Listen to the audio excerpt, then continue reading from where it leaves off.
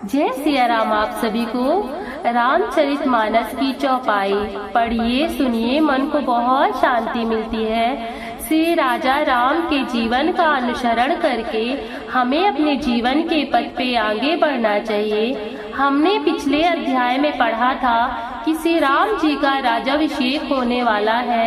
सभी लोग अयोध्या के नगरवासी खुशी से हर्षोल्लास के साथ इस समय का इंतजार करते हैं। तभी अचानक कर्म की गति न्यारी होती है और राम भगवान को वनवास जाने के लिए कहा जाता है।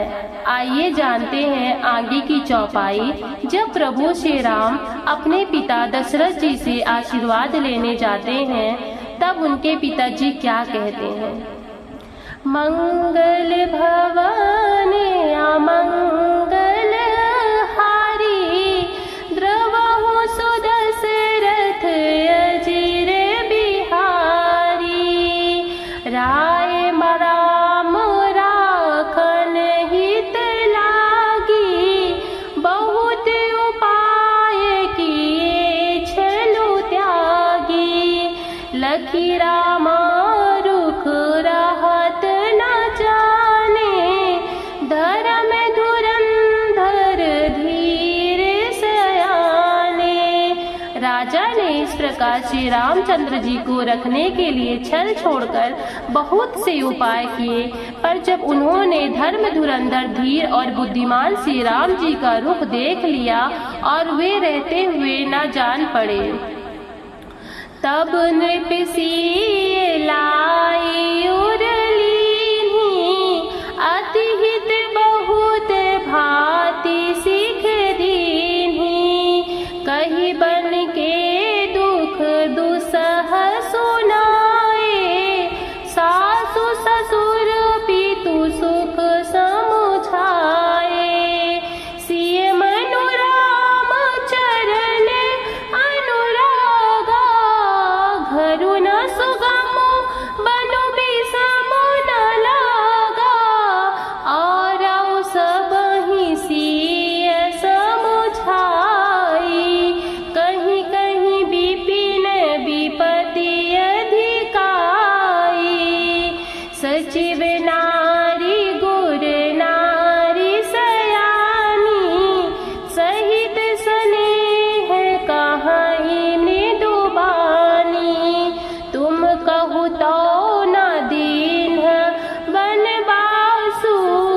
करहु जो कहाई ससुर गुर सासु। तब राजा ने सीता जी को हृदय से लगा लिया और बड़े प्रेम से बहुत प्रकार की शिक्षा दी। वन के दुख सहकर कहने लगे, फिर सास ससुर तथा पिता के पास रहने के सुखों को समझाया। परंतु सीता जी का मन श्री रामचंद्र जी के चरणों में अनुरक्त था, इसीलिए उन्हें घर अच्छा नहीं लगा और न वन भयानक लगा। फिर और सब लोगों ने भी वन में विपत्तियों की अधिकता बता बताकर सीता जी को समझाया। मंत्री सुमंत्र जी की पत्नी और गुरु वशिष्ठ जी की स्त्री अरुंधति जी तथा और भी चतुर स्त्रियां स्नेह के साथ कोमलवाणी से कहती हैं कि तुमको तो राजा ने वनवास दिया नहीं है, इसलिए जो ससुर गुरु और सास कहे तुम वही करो। सीख शीतल हित मधुर मृदु, सुनि सीतहि न सुहानी। शरद चंद चंदिनी लगत, जनु चकई अकुलानी। यह शीतल हितकारी मधुर और कोमल सीख सुनने पर सीता जी को अच्छी नहीं लगी। वे इस प्रकार व्याकुल हो गई मानो शरद ऋतु के चंद्रमा की चांदनी लगती हो। चकई बिल्कुल व्याकुल हो उठी हो। सिय सकुच बस उतरु न देई, सो सुनीता माँ की उठी कैकेयी। मुनि पट भूषण भाजन आनी, आगे धरी बोली मृदु बानी। वश उत्तर नहीं देती। इन बातों को सुनकर कैकेयी तमकर उठी।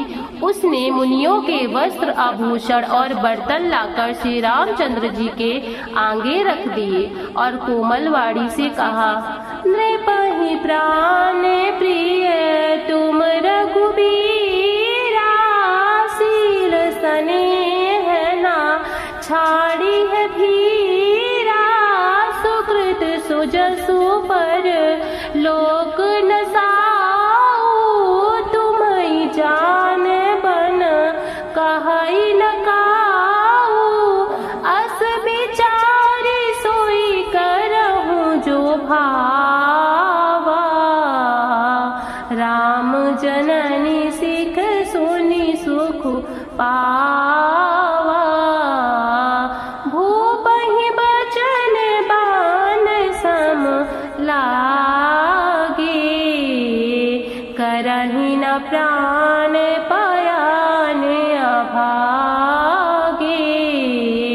हे रघुवीर, राजा को तुम प्राणों के समान प्रिय हो। भीरु प्रेमवश दुर्बल हृदय के राजा शील और स्नेह नहीं छोड़ेंगे। पुण्य और सुंदर यश और परलोक चाहे नष्ट हो जाए, पर तुम्हें वन जाने से ये कभी न कहेंगे। ऐसा विचार कर जो तुम्हें अच्छा लगे वही करो। माता की सीख सुनकर श्री रामचंद्र जी ने बड़ा सुख पाया, परंतु राजा को ये वचन बाढ़ के समान लगे। वे सोचने लगे, अब भी अभागे प्राण क्यों नहीं निकलते। लोग बिकल मूर्छित नर नाहु, काह करिय कछु सूझ न काहू, राम तुरत मुनि वेषु बनाई, चले जनक जननी सिरु नाई। राजा मूर्छित हो गए, लोग व्याकुल है, किसी को कुछ सूझ नहीं पड़ता कि क्या करे। श्री रामचंद्र जी तुरंत मुनि का वेश बनाकर और माता पिता को सिर नवाकर चल दिए। सजीवन साजु समाजु सबु, बनता बंधु समेत, बंदी विप्र गुरु चरण प्रभु, चले करी सब अचेत। वन का सब साज सामान सज कर वन के लिए आवश्यक वस्तुओं को साथ लेकर श्री रामचंद्र जी, स्त्री सीता जी और भाई लक्ष्मण जी सहित ब्राह्मण और गुरु के चरणों की वंदना करके सबको अचेत कर कर चल दिए। कर्म की गिनती बहुत न्यारी होती है। जहाँ राजाभिषेक की बातें या अयोध्या में चल रही थी श्री रामचंद्र जी के, वहीं एक पल में उनको 14 वर्ष का वनवास जाने का विचार आया और उनको इस चीज के लिए बोला गया और श्री रामचंद्र जी एक पल में ही अपनी सारी खुशियों का त्याग करके वनवास के लिए चल दिए। ऐसे ही हम इंसानों के जीवन में भी कभी कभी ऐसी परिस्थितियां आ जाती हैं जब हमारे लिए वो परिस्थिति असहनीय हो जाती है, स्वीकार करने योग्य नहीं होती है। उस समय हमें प्रभु श्री राम के जीवन का अनुसरण करना चाहिए और उनके तरह ही अपने कर्तव्य मार्ग पर चलते रहना चाहिए। आगे की चौपाई हम दूसरे अध्याय में पढ़ेंगे। बोलिए जय सिया राम।